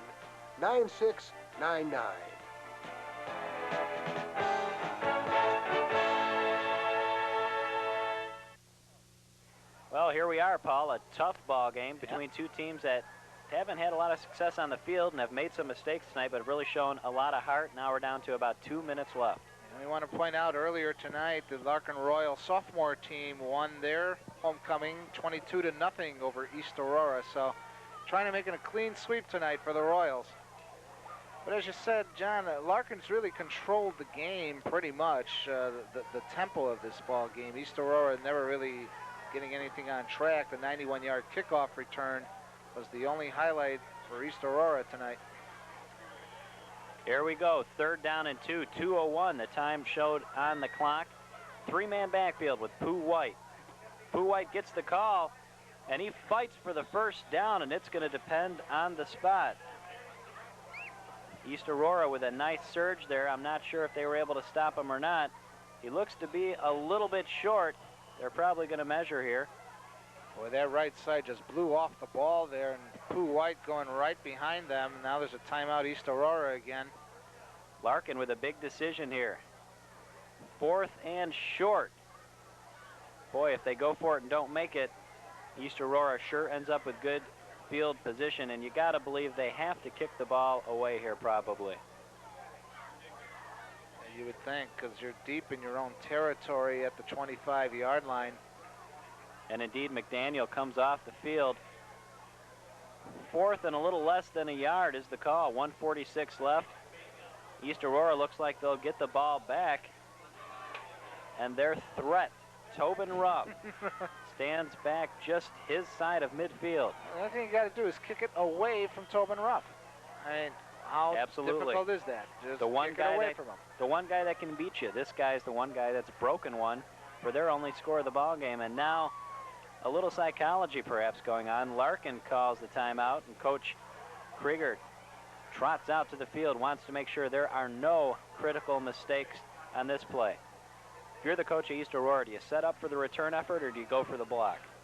Well, I would think given your inability to get off the ball the way they have tonight, I think you're going to try to set up for a return, if anything, because they haven't had any success getting off the ball at the line of scrimmage. Defensive line has pretty much been laid back tonight, and especially if you couple that with the fact that Ruff is really their only legitimate threat at breaking off a big play, doing something quick and easy. So I would think you want to set up for a return. Hopefully you're going to get the same type of a return that you got in that 91-yard kickoff return. Oh, and now McDaniel comes back onto the field. Okay. Little bit of jockeying around here. Ruff gets off the field. Let's see now what happens. Now let's see if Coach Krieger can get off the field before the play starts. He comes trotting off. Here we go, 4th and 1. This could be the ball game. 3-man backfield once again. Perales, Melvin, White. 4th and 1. White gets the call, and he's through for the easy first down out across the 30-yard line. And I think White goes over the 100-yard mark. I have him unofficially at about 102 yards. Pooh White with the first down. 102 yards and about 24 carries. From the 30-yard line, it'll be first down and 10. Under 1:30 left, Larkin holds on to a 14-7 advantage. And McDaniel set to take another snap. Petchow now into the ball game. No mistakes is the call here. Just hang on to the ball, keep the ball on the ground, let East Aurora let the time run out. And that's what Pooh White does on that play. Nothing fancy, but no mistakes. And East Aurora just about out of options. Clock continues to run here. 2nd down and 10. Ball from the 30-yard line, and barring some disaster, Larkin will move to 2 and 3 on the year. East Aurora will drop to 1 and 4. Well, you can technically kneel down on this one. And now we have some confusion. It looks like too much time. Delay of game stops the clock. Stops the clock with 33 seconds left. Krieger not too happy about that call. That's called running down the clock as far as you can before you snap it. And there's no difficulty in your play calling here. Keep the ball on the ground, go up to the line of scrimmage, go hut, and get the handoff, and that's it. It's not that difficult, guys. And the stands begin to clear out a little bit. Give the ball to White. He just plunges up the middle for a couple. But more importantly, the clock continues to tick. And East Aurora looks like they may have burned their last time out. Is that the call? Yep. Yes, it is. With 25 seconds left, East Aurora calls one more timeout. It's going to be a 3rd down and about 11 yards to go. Pretty good ball game here tonight, Paul. It's been sloppy at times, but not too bad. It's also had its exciting moments, and looks like Larkin's going to get a W on homecoming. That's a one-man offensive wrecking crew here for Larkin. Pooh White, 26 carries unofficially for 106 yards on the night. He had that 3-yard touchdown run in the first quarter, and luckily Larkin has been able to hold on. Then he had Perales with the 42-yard touchdown run. That was at 3:20 left to go in the third quarter. And White with that excellent 2-point conversion, which made it 14-7, which is forcing now East Aurora to try to score a touchdown. They weren't able to do it tonight outside of that 91-yard kickoff return by Ruff. So Ruff, the highlight man for East Aurora, and White and Perales, the highlight men for Larkin. And that tells the story. A look at the scoreboard. Not much time left. Larkin up by 7 points. Pooh White back in a safety position. There's Neal, thank you. And that'll be the last snap of the ball game. That's going to just about do it, folks. They'll count it down. Not much time left, not much suspense left. This ball game's going to end with the Larkin Royals winning their homecoming game. 14-7, the final score, and a happy crowd celebrate. Our final score, 14-7. There you see the players exchanging greetings. Paul, why don't you recap that scoring real quick? Okay, looking at the scoring here, Quilshon White, a 3-yard run at the 4:43 mark. First quarter made the score 6-0.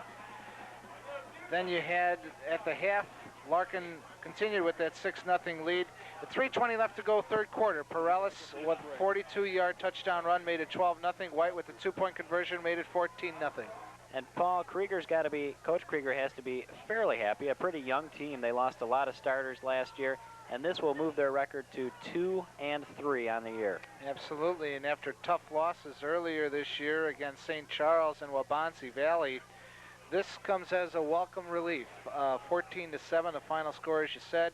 Two highlight people, Tobin Ruff for East Aurora, 7 carries. He had 140 yards on the night, 91 of which was on that kickoff return, so 7 carries for 49 yards for Tobin Ruff as a running back. But Quilshon White had 26 carries, 106 yards on the night for the Larkin Royals, so he's got to be my star of the game if we were to have that. But again, the final 14-7, and Larkin goes on with a 2-3 record. And that's going to bring us to the end of our broadcast. There you see the cars begin to leave, the fans begin to clear out as they say goodbye to Memorial Field for another evening of high school football. So do we.